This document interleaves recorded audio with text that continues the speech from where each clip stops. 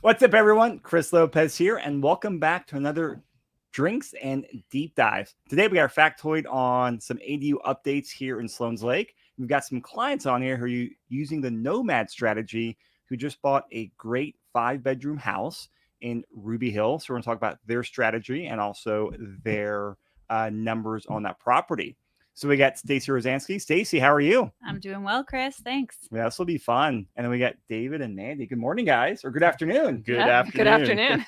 Yes. So Stacy, roll us into the factoid and give us some ADU knowledge, because I know this is up your alley. Just the most recent ADU news for Denver.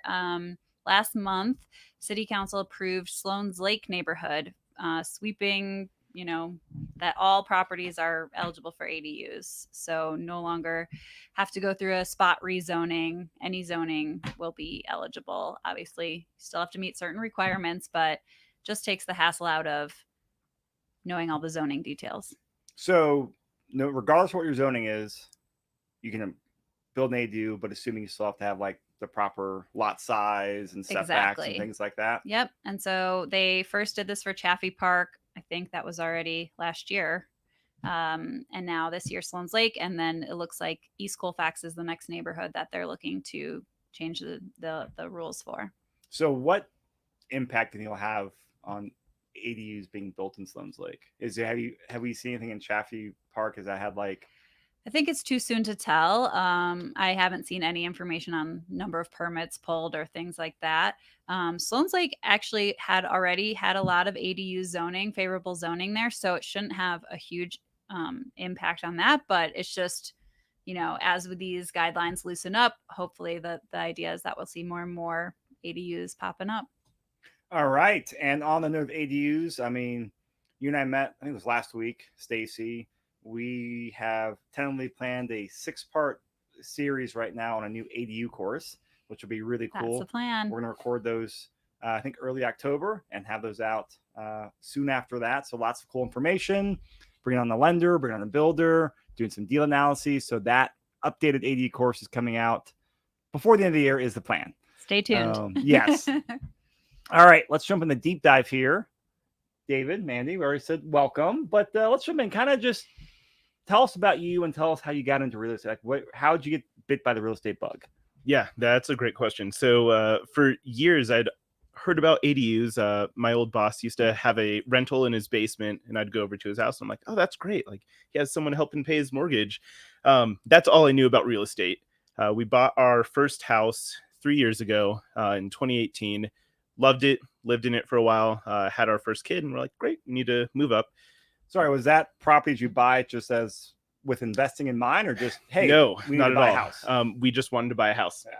That was it. We did not know anything about what converting it to a rental would be like, or what our strategy. We had no strategy. Our strategy was to live there. It wasn't even on the radar. Like it was just this is our starter home. Let's move in for our family.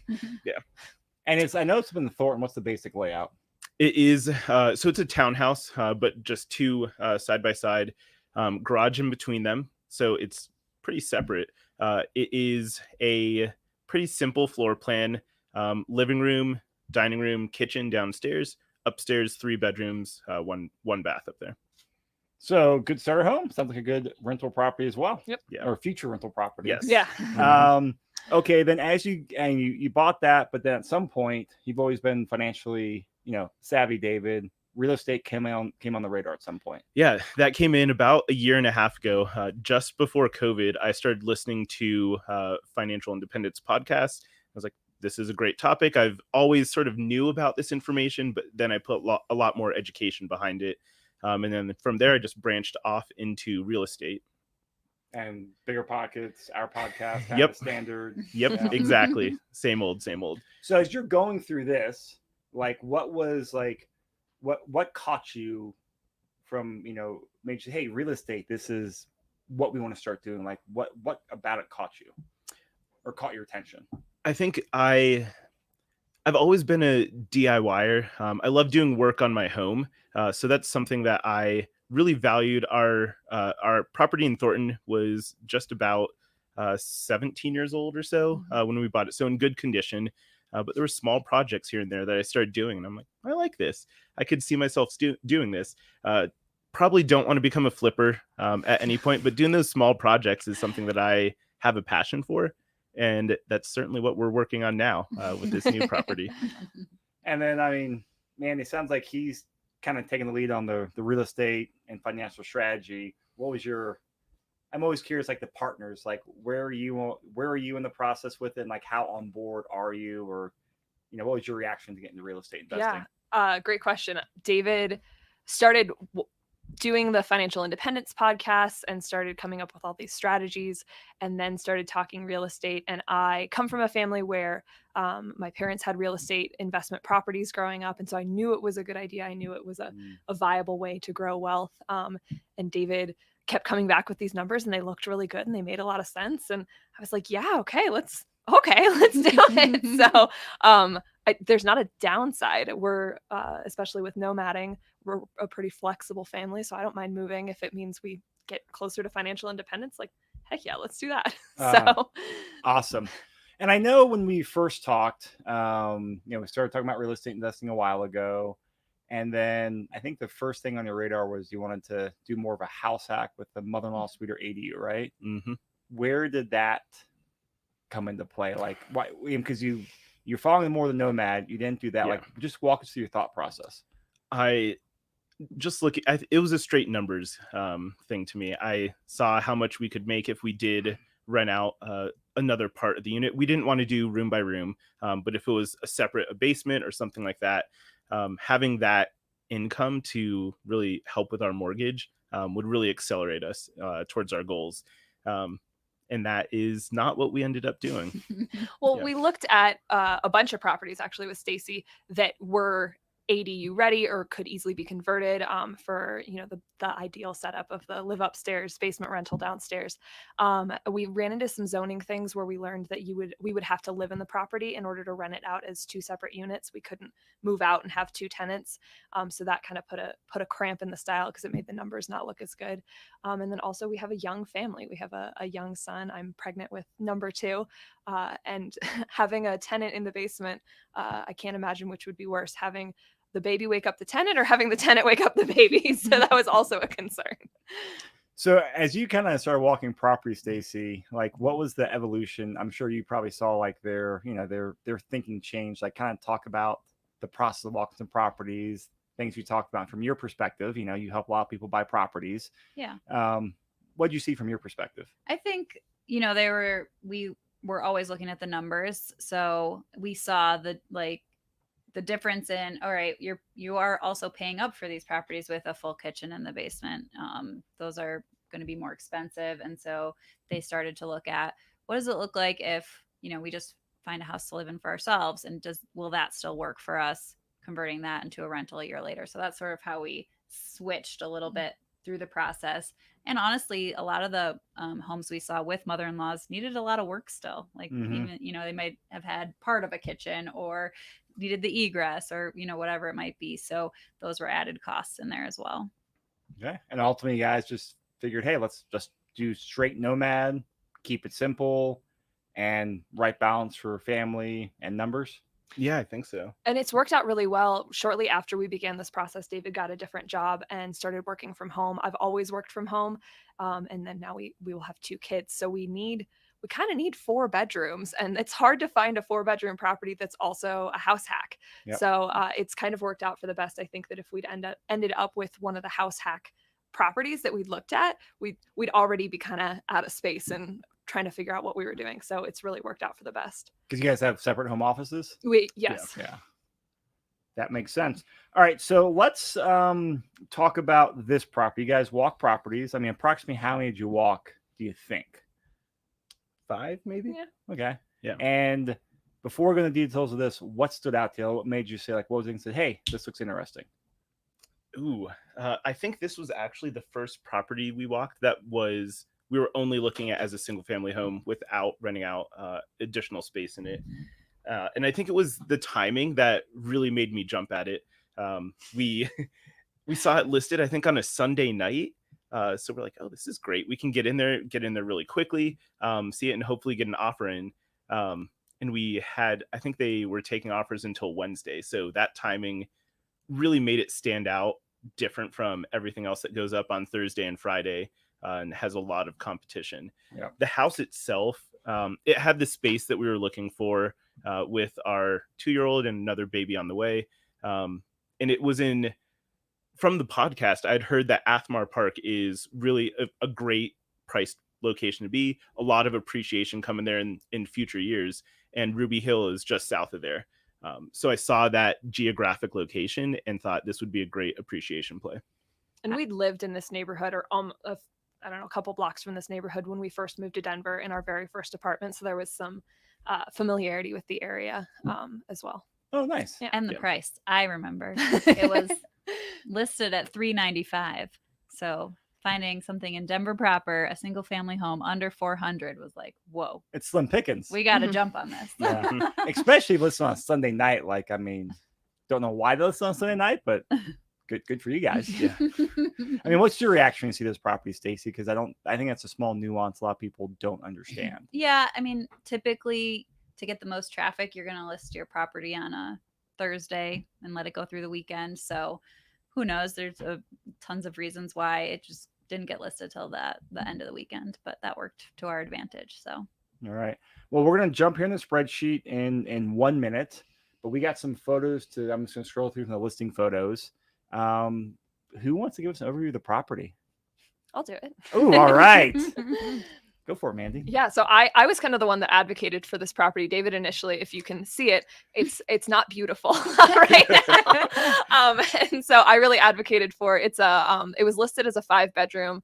The 5th bedroom is non-conforming, but so it doesn't have any egress windows. And the 5-bedroom house is rare in so that rare. Part, Athmar, Ruby Hill. There's usually 2 or 3 bedrooms, and no basement. And yeah, so this house had it has a basement with 3 bedrooms, and then 2 bedrooms upstairs. It also has a 2.5-car garage and a huge driveway. I think the listing said it can hold 9 cars. So it felt really rentable because it was really unique for the area. And especially this area does have a large percentage of people looking to rent property in it. And so that felt really good. It is a home that needs some love. It has been a rental property since 2008, and has not been well maintained. So there were lots of systems upgrades that we needed, but all of the basics were there. The egress windows and the big yard and it's all polishing. What made the 5th bedroom non-conforming? It has no windows. So it has a closet. No windows at all. And no way to add a window in there? Not really. There are porches on both sides. Yeah. So a good home office then, huh? Great home office. Yeah, and it just as you can see, the garage is enormous. Oh, it's huge. Massive. It's huge. And so especially lots of our neighbors like to work on cars. And so we felt like this would be a huge renter draw for a hobbyist or something like that. It could work as a wood shop. There's it's and wired most for of that. these homes, if they have a garage, it's 1 car. Oh yeah. Yeah. Most of the homes don't even have a garage. So this is like a newer garage in the home. Yeah, and it was fully permitted properly, which was great. That's also rare. Such a relief seeing that. Yeah, I think the permit said the garage was built in 2011. So okay, yeah, great. And that's stuff too. Like you can get more rent on the house, or you can rent that out separately for $200 a month over there. Mm-hmm. Yeah, and some of the 2.5-car garage become store stuff, work on cars, wood shop, whatever. So let's pull over the spreadsheet once I find it. All right. All right. I got some updating. So we're going to plug in these numbers live. If you guys listen to the podcast, we'll talk the numbers. It's also in the video, the spreadsheet. So we got Nomad property here in Ruby Hill. And so that means you're doing owner-occupant property. What was the list price and what was the competition like on this property? List price was $395. Competition, I think we had 1 other offer, just due to that timing, I think. Yeah.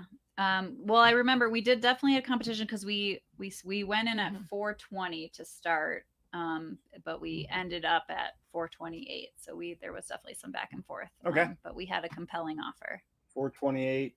Besides price, Any other big things We that? did have to do limited inspection and appraisal gap, all that good stuff that you would see. Okay. Yeah. And what month did you go under contract on this property? April. Yeah, I mean, so the market In the was thick of, raging. yeah. Yeah. And what was your like approximate acquisition cost? 13,000. And let's talk about the inspection because you go as people probably know by now. Listen to the podcast. You go to contract. The main first part of the contract is our due diligence period. You get seller's property disclosure, you get title, you get lending numbers, but most importantly, you do your inspection, your sewer scope, your radon testing. How did all that go? It was a great learning experience. You got like a future's a politician here with that type of answer. There were a lot of major things that we saw. The air conditioner completely shot. We knew that would need to be replaced. The roof on the house is in bad shape. There are 3 layers of roofing up there, which is something that we'll need to replace soon. That we put off a little bit. The sewer, we did end up replacing that right after we moved in. It was a bad sewer scope. What was wrong? Just like bellied out or completely? Did belly out. There were lots of cracks, lots of offsets, and we just knew it was only time until And the roots. The funny blocked part it. was the listing had advertised that they had done some sewer work, and Yeah. they cheaped out on it. What type of sewer work do they do? They put in some clean outs. I mean, expensive stuff, but they just didn't do it the right way. So we ended up having to redo most of it anyway. Okay. The inspection also found leaning in the walls. So the inspector came in and put his hand under one spot of the wall and then the other spot of the wall, and there was like a 4-inch difference. And so he was like, this house is maybe falling down. And so then David and I got to have the conversation of, are foundation issues a deal breaker for us? Are we the kind of people who are going to walk away? So we hired a structural engineer who came in and, for better or for worse, was like, yeah, that's how your house was built. They just didn't build the walls straight, which was an interesting thing to learn. But yeah, so the structural issues were negligible. There are some cracks in the foundation, but they just require the property to be regraded. So a lot of it felt like holding on when your car is spinning out and you're just like, I just got to hold on, like it's going to be okay.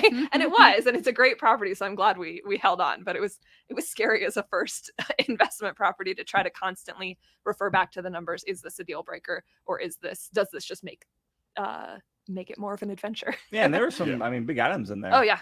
So how was the like inspection, objection, resolution negotiation like? Yeah.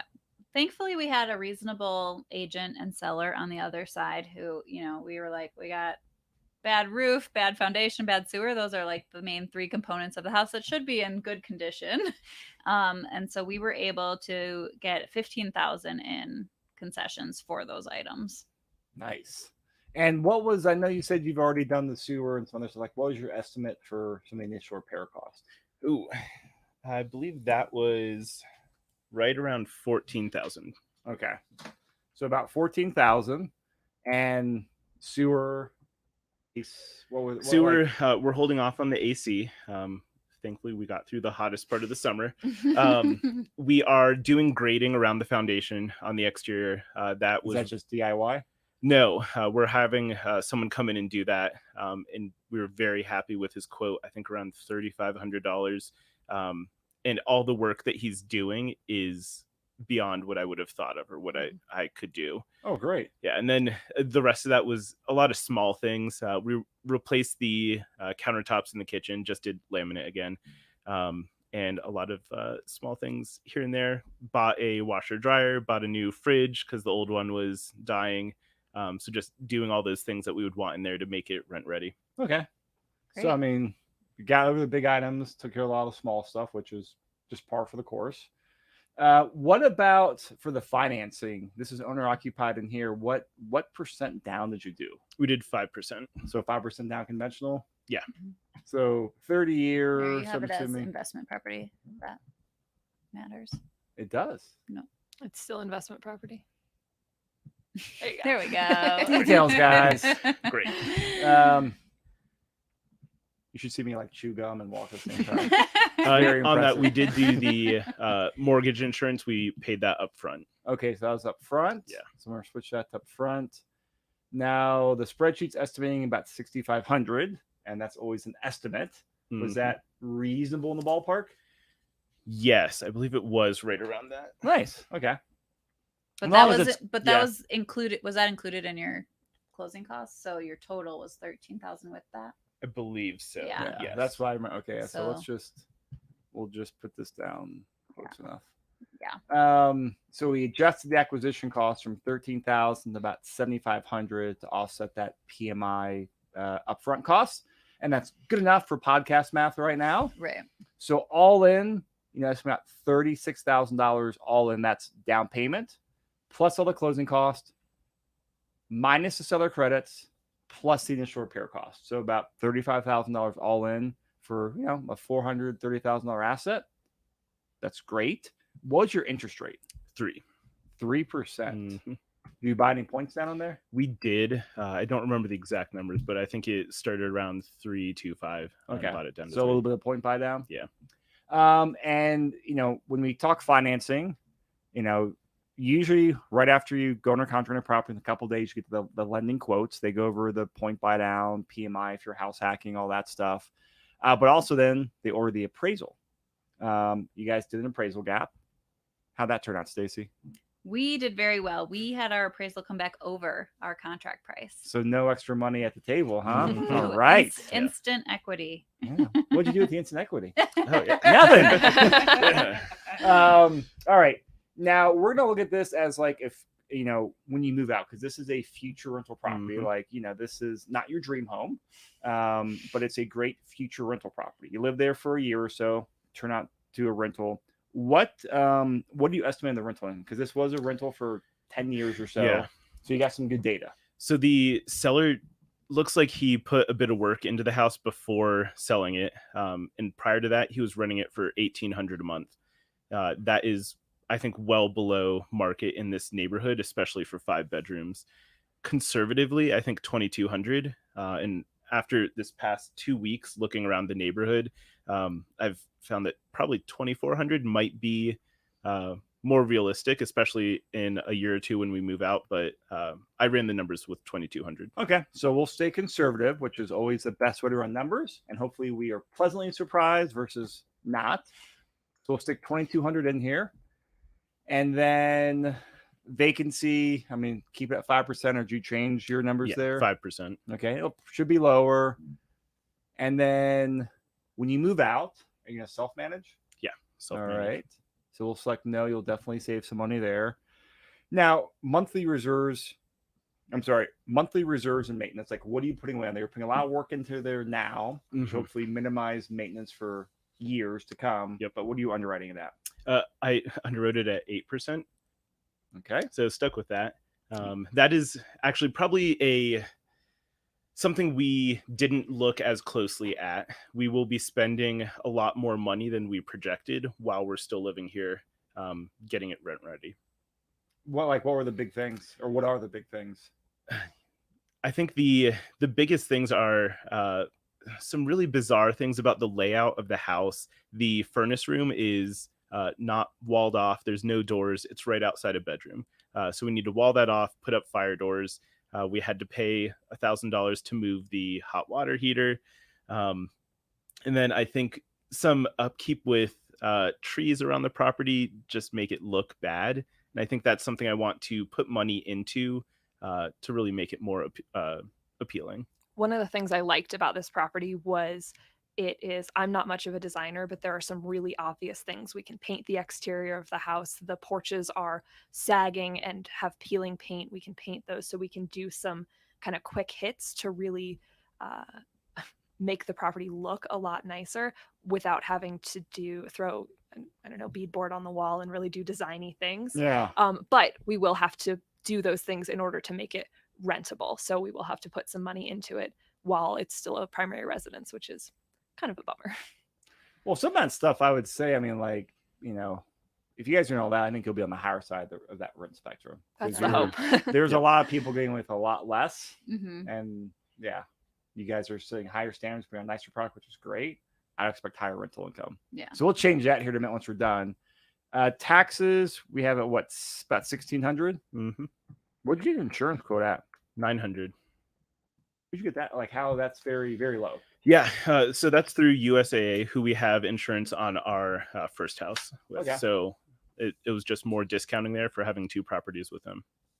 And then I'm assuming utilities, since this is a single family home, when you move out, tenants are taking care of water, sewer, trash. Well, that's including the property taxes in Denver. They'll take care of Excel. Mm-hmm. What about landscaping and or snow removal? Yeah, snow removal, we'll just put on the tenant. Landscaping, we are currently, as you saw in those photos, it's all dirt. So we're probably going to try to xeriscape it, make it look a little bit nicer. But we want it to be very low impact for the tenants, so they don't really need to do anything. Yep. So landscaping should be minimal then? Because you guys are doing the work yeah. now. It should be okay. So we got all the variables in here. So let's go to the cash flow tab. So we are estimating when you move out, you're going to be at negative $119 a year. So you're going to lose $10 a month. Mm-hmm. Can you afford that? Sure can. All right. So when you see this, I mean, we all want to see like, you know, big positive cash flow numbers. When you saw this and when you underwrote it, what was your reaction? That when we first started running numbers on properties, it was when we had the idea of doing an ADU mother-in-law, and we saw these numbers being a lot higher. And we're like, great, we'll be making a little bit of money that will help us reach our next property or our next goal. When we shifted to just doing a single family home for ourselves and then running that out, we adjusted those expectations, and we were very happy staying right around 0% on the cash on cash for that first year. Yep. Our goal was to cash flow positive by year 5. And that was kind of our threshold, as long as we weren't losing thousands of dollars a year. And this property did that.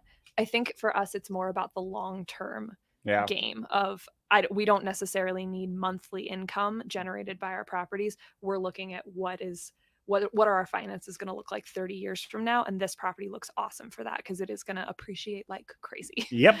Yeah, I mean you're in that transitioning part of Denver where it's growing. You guys were saying before we hit record on the podcast, there's just a bunch of fix and flips going on around you, which is always that's an obvious sign that the neighborhood's turning. Like great area to buy in and just ride the wave. Now, if we go back and we put the rents up to 2,400, which I think is very realistic based on the updates you're doing, the location, and just we're projecting out a year or two from now. If we do that, well, now you're cash flow positive. Cash flow positive about $2,000 a year. Mm-hmm. So this kind of becomes like that window we look at, like, hey, here's conservative, here's a little bit more optimistic, and hopefully it's somewhere between these two. Like, hopefully it's somewhere between those two. Mm-hmm. So, I mean, this is obviously a lot better if we can get up there. Yeah, it was amazing when I was running the numbers to do those small tweaks and see how the cash on cash jumped. I'm like, 0% to 5%. Okay. Yeah. It's great when you're only putting 5% down. I know. Isn't that crazy when you start doing the math on there? Like you're getting a 100% plus return. It's pretty nuts. Yeah. So one thing I want to talk about before we wrap up here, guys, is I know with the property in Thornton, that was a starter home with no intention of real estate investing, but now it's a rental property in your portfolio. What was the transition like of moving out of that into buying for this property? Because a lot of times that can create some extra moving parts when it comes to just figuring things out, lending, all that stuff. So how was that for you? Because all the other couples and families are in similar boats. Yeah, we didn't really think about it when we bought it as a future rental property. Over the 3 years that we lived there, we would constantly see for rent signs going up in our neighborhood, and our section of the neighborhood with these townhouses is very rentable. Lots of folks renting in there. Every time I look at those listings, they just pop up in price a little bit more. I'm like, oh, we can get some good money here. So we're renting out that. It's a 3-1, running it for $2,100 a month. When we were looking at those numbers, decided to keep it as a rental and make that be our first rental property. And the unique thing about doing that is that we had to get the security deposit, get the signed lease before we could get approved for our mortgage on this new house. So it's sort of a a secondary thing that we had to do in order to move into this next property. And I feel like we just sort of walked backwards into becoming a landlord with that property because it wasn't our focus at all when we were looking at this new Ruby Hill property. How's it been so far? And I mean, what, 4 or 5 months since that's been rented out? It's been great, self-managing it, and that was a great decision. I've got the time, I've got the energy. I went and replaced a sprinkler head that the lawnmower broke, and that was 2 hours of my time. And I'm like, well worth the money to do this myself instead of having a property management company take care of it. We did learn about last week that the air conditioner is dead. So had a technician go out yesterday, give us some quotes, and I think we're just going to replace the motor on it instead of doing the complete overhaul of the system right now. But everything is super manageable. Being a landlord is not as difficult as I thought it would have been.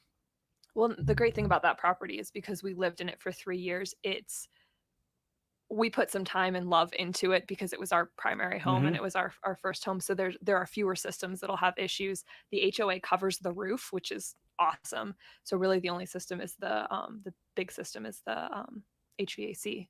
Which, So, of course, went out which last of course week. immediately had issues. But once But that's you also know, like, you've done some repairs on the home yourself, so you know how things work. So it makes it a lot easier. Definitely. I think the cool thing about nomading is you're really, really familiar with the property. It's not a property that you've been in a handful of times, or, maybe you remodeled the kitchen for, I don't know, you spent 2 weeks remodeling the kitchen or something. You know the house so well. And so when our tenants are having problems with something, we know intimately what's going on, and it makes it a little easier to conceptualize how to manage it.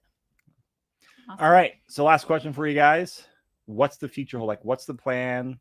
Do you have any estimates for when you'll go into the next Nomad, or how many Nomads you'll be able to accomplish? Yeah, that's a great question. We are going back and forth, maybe 1 or 2 more Nomads. It's probably going to be dependent on the kids when they start entering school. Yeah. We'll want to be a little bit more stable. But the primary reason that the primary thing that we're looking at before moving on to our next one is the value of our Thornton property jumped up a lot in the last 3 years. So we took out a HELOC on that and used that for our down payment on this house. Nice. So it was a great way to not have to refinance on that mortgage, just use that credit for now. So we're going to be paying that down probably 1.5 to 2 years. And then we'll be ready to probably repeat that, use that HELOC again for the next down payment on house number 3. That's a great strategy to do. I mean, like, take the gift of appreciation we have out here and take the house money and use it to buy more properties. Definitely. So one thing I know you guys talk about, you have a 2-year-old, another one on the way, get the 5 or 6, get a school zone.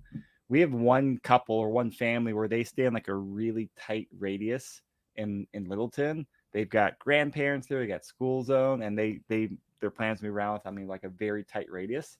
That's an option too, because they're going to stay in the same school plan. And they're just like, hey, we're going to be patient, but when a property pops up in this area, it just, all the stars align. And it's just great because they got both sets of grandparents, they got school there. Like, it's a really so they're cool nomading, but like within the school boundaries. Yeah, like in I a love really it. tight area. I was like, that's a really good idea. And it took them a few months really sure to buy the next properties because it's such a hot time in the market, but tight area. But they got it, and cool. It took them a couple months longer than expected, but in 10 years, who gives it? Who cares? Yeah. I love that concept. A unique thing about us personally is I grew up as a Navy brat, moved every 2 years, never had a home. Oh, yeah. We had houses we lived in. Mandy grew up in the same house her entire life. So we have 2 very different backgrounds and perspectives on what it is to live in a place. So I think we'll probably talk about that idea and see, hey, could we find a school boundary and just move around in there? I love that. Something that we've always talked about is we don't know that we're people who are going to look for our 30-year home. Lots of folks find a house, they move into it, they live in it, they raise their families, and that's their home.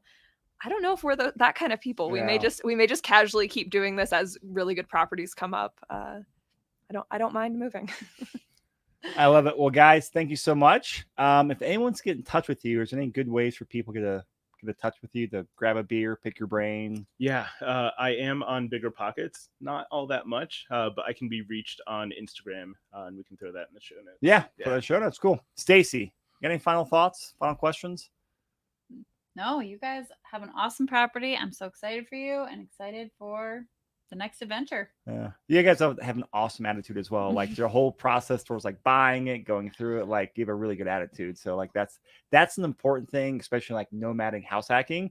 Doesn't show up on the spreadsheet, but it has such an importance factor. It's just, this is, you know, it's moving, it's challenging moving every year or two. You're constantly scraping paint off the porch, things like that. But like having an attitude makes it so much better. So good job on that, guys. Yeah, it's a Thanks. great adventure for us. Yeah. Well, we'll have you back on here once the next Nomad property is crossed off. That'd For be sure. great. And listeners out there, if you guys have any questions for them, reach out. Their contact details in the show notes. Of course, you can reach out to me or Stacy. We love talking about this stuff. We love doing it. And most importantly, we love helping you go out there and build your portfolio. So thanks a lot.